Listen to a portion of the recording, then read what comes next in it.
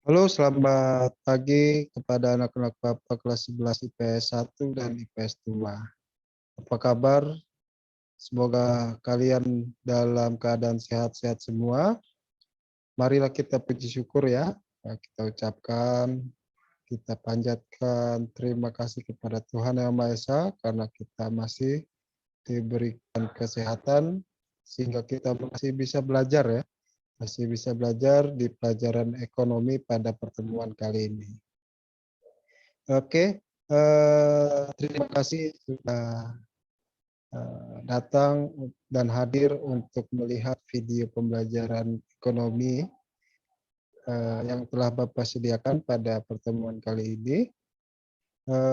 Adapun ya, eee, pembelajaran yang pada pertemuan ini adalah lanjutan yaitu part kelima dari pembangunan ekonomi, ya.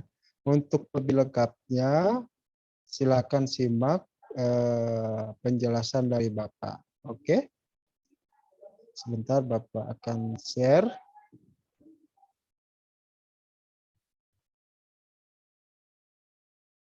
Oke,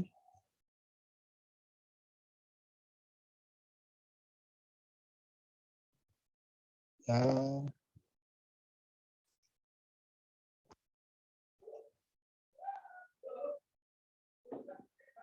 oke, ini dia, ya. Kita masih di bab kedua ya, tetapi kita sudah masuk ke bagian akhir yaitu part kelima dari pertumbuhan dan pembangunan ekonomi. Oke, tujuan yang akan kalian capai adalah kalian mampu menganalisis perencanaan berdasarkan kebijakan pembangunan ekonomi dan juga kalian mampu eh, menganalisis strategi pembangunan ekonomi yang ada di Indonesia. Oke, itu dia tujuan pembelajaran pada hari ini. Lalu yang pertama langsung saja kita masuk ke dalam perencanaan dengan kebijakan pembangunan ekonomi. Ya, terdapat ada 4 dari kebijakan pembangunan ekonomi. Yang pertama adalah kebijakan perencanaan. Ya. Kebijakan perencanaan itu kebijakan yang berkaitan dengan penyusunan rencana pembangunan nasional. Jadi setiap rencana ini merupakan masukan-masukan dari semua elemen masyarakat untuk dijadikan kegiatan pembangunan suatu negara dalam 1 tahun atau periode tertentu. Lalu kebijakan kedua adalah kebijakan penganggaran, ya, yaitu kebijakan yang berkaitan dengan penyusunan alokasi dana. Ya. Setelah kegiatannya sudah tersusun, maka masuklah ke dalam kebijakan penganggaran. Kegiatan A, berapa alokasi dananya yang pantas untuk kegiatan tersebut. Kegiatan B, berapa dana yang pantas untuk kegiatan tersebut, nah, dan seterusnya. Ya, nah, seperti itu. Lalu yang ketiga, kebijakan pemantauan dan evaluasi. Ya. Kebijakan yang berkaitan dengan pemantauan dan evaluasi pelaksanaan perencanaan pembangunan nasional. Nah, itu maksudnya. Jadi di dalam kebijakan ini adalah berkaitan dengan pemantauan dan evaluasi ya. Nah, bagaimana rancangan kegiatan dan alokasi dananya itu berjalan baik atau tidak ya. Kalau berjalan baik ataupun tidak kurang baik maka harus dilakukan evaluasi ya. Oke, seperti itu. Lalu yang terakhir adalah kebijakan penanganan masalah.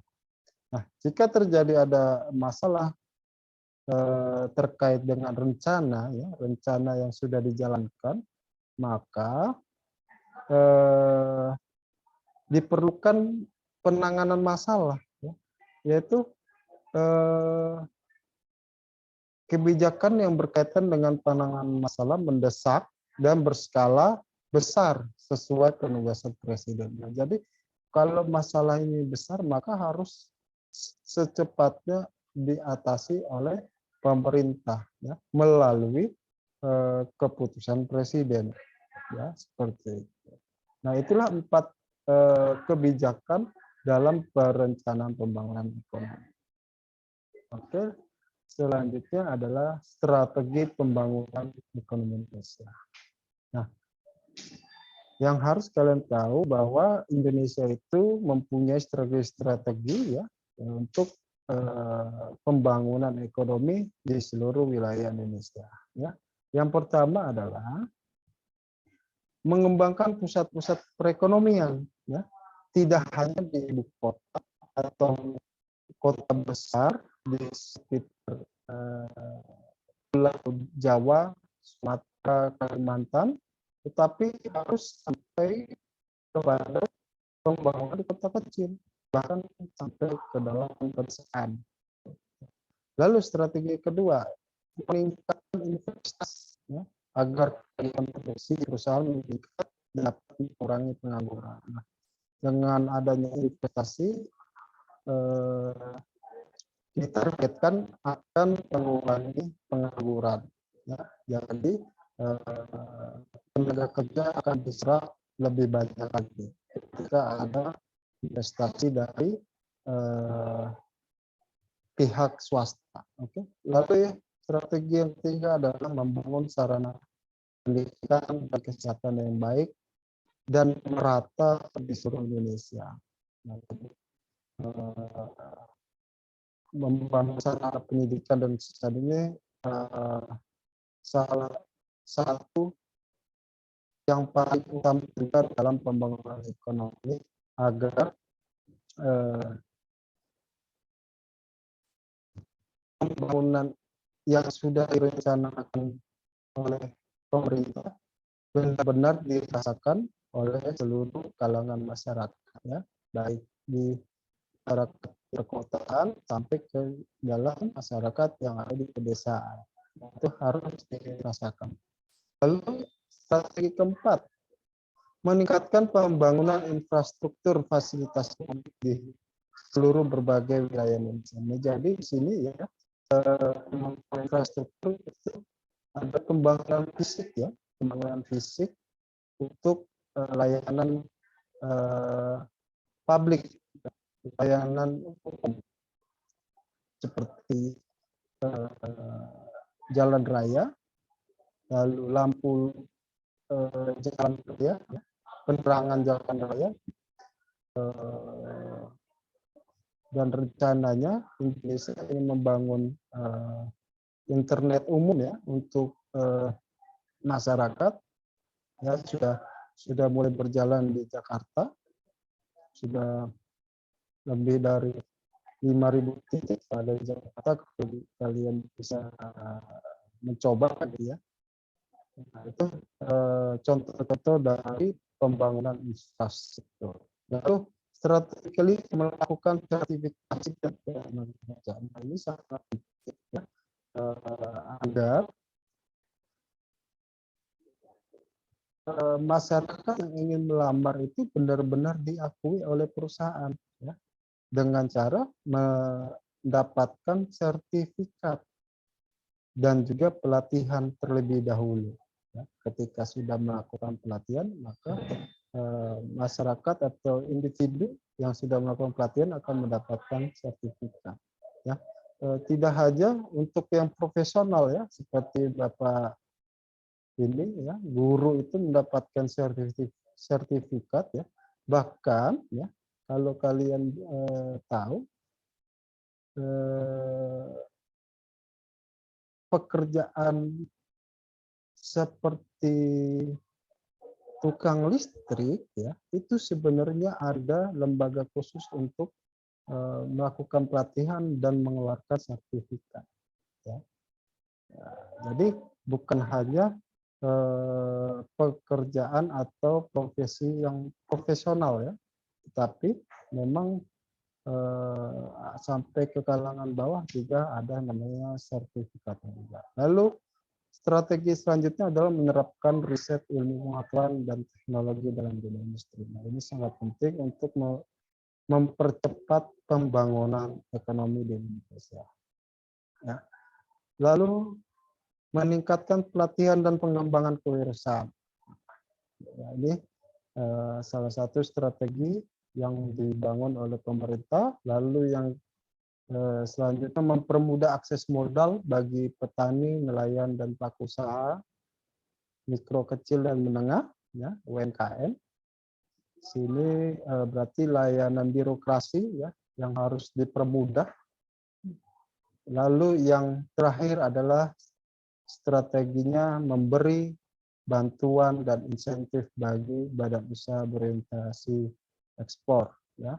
Nah, jadi kalau ada masyarakat atau swasta, individu swasta, ya, yang berorientasi mengekspor produknya, maka pemerintah harus membantu, ya, dan memberikan insentif bagi pihak swasta tersebut. Ya. Insentif dalam artian di sini bukan berarti memberikan uang, ya, tapi bisa memberikan subsidi, ya, subsidi pengurangan biaya dalam hal biaya cukai mungkin atau administrasi keuangan yang harus dipenuhi oleh eksportir. Nah, seperti itu. Oke, nah itulah ada 9 strategi pembangunan ekonomi di Indonesia. Nah, jadi ini sangat penting, ya. Oke. Oke, lanjut. Nah, sekarang saatnya kalian mengerjakan tugas, ya. Mengerjakan tugas. Yang tugasnya adalah seperti berikut, ya. Di sini Bapak sudah menyediakan pernyataan